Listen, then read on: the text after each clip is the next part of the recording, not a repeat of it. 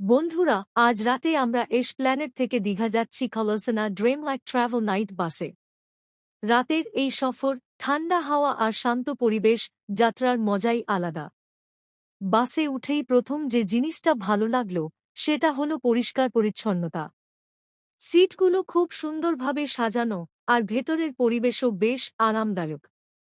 এই বাসের সবচেয়ে ভালো দিক হল এখানে স্লিপার আর সিটার দুটোই অপশন আছে।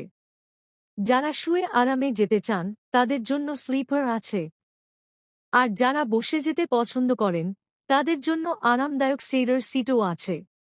প্রতিটা সিটের কাছে লাইট, ফ্যান আর চার্জিং পয়েন্ট দেওয়া আছে, সব ঠিকভাবে কাজ করছে।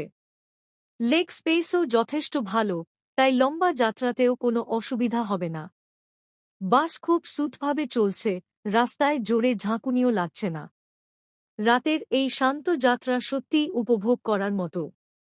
এবার ভিডিওতে আমি আপনাদের বাসের ভেতরের পুরো দৃশ্য, স্লিপার আর সিটার সিট এবং পুরো নাইট জার্নির অভিজ্ঞতা দেখাবো।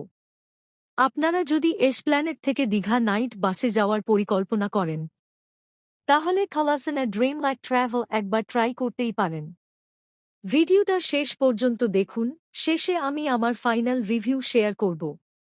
ভিডিওটা ভালো লাগলে একটা লাইক দেবেন, আর এমন আরও ট্রাভেল ভিডিও দেখার জন্য চ্যানেলটা সাবস্ক্রাইব